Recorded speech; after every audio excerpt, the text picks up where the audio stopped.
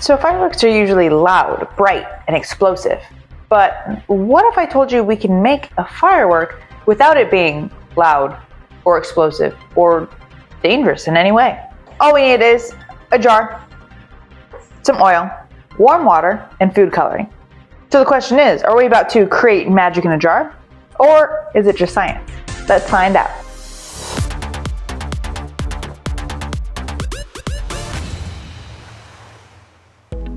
Today, we're going to need a jar, warm water, vegetable oil, and food coloring, preferably a couple different colors of food coloring to get the full effect. And then I'm going to use a straw. You can also use a fork or toothpick for mixing. And that's it, nothing fancy, just everyday kitchen items. So first, we're going to fill our jar about 3/4 full with warm water. Why warm water, you ask? We're using warm water because warm water molecules move faster, meaning when the food coloring hits the water, it's going to disperse quicker, making the explosion-like pattern. Now you can do this with cold water, but it's going to affect the outcome of the fireworks. In cold water, the food coloring tends to sink to the bottom. The explosions are a little bit slower, making it less dramatic and less explosive.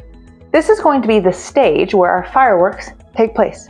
Now we create our color mixture. So you're going to need a regular cup and some vegetable oil. So I'm going to add some oil, about 1/4 full, 3/4, 1/4. Now we're going to add a couple drops of food coloring. 1, 2, 3. 1, 2, 3. And let's add a yellow. 1, 2, 3. Now we're going to mix.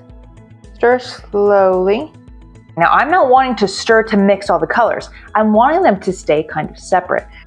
We're actually trying to trap tiny pockets of color inside the oil. That way they're not all sinking at the bottom. Some of these bubbles are getting bigger. So what we're doing is creating tiny droplets, like color capsules waiting to be released.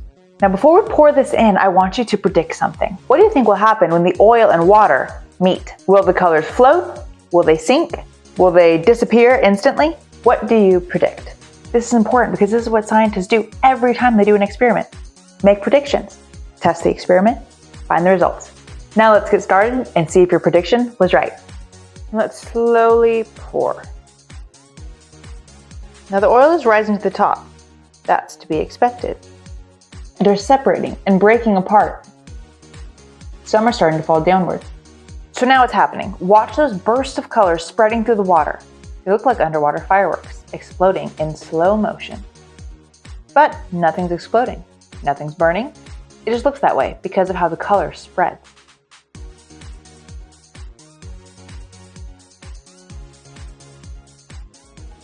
So what's actually happening here? There's 3 key ideas here: density, solubility, and diffusion. So first, density. So we can distinctly see 2 layers. Oil is less dense than water, so it rises to the top, always going to create a layer. Oil and water do not mix. Second is solubility.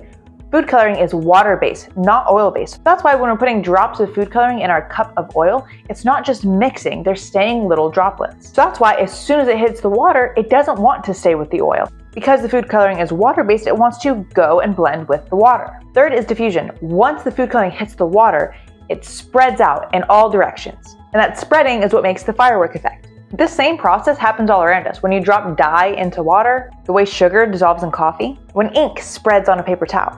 And even inside your body, nutrients going through cells use the same thing. So maybe we didn't create real fireworks, but we did use science to create something that looked pretty magical. And it all happened because of density, solubility, and diffusion. And honestly, that might be even cooler. Because science isn't just in labs, it's everywhere. Bye guys, see you in the next one. If your students enjoyed this activity, check out the standards-aligned chemical versus physical changes video lesson at generationgenius.com.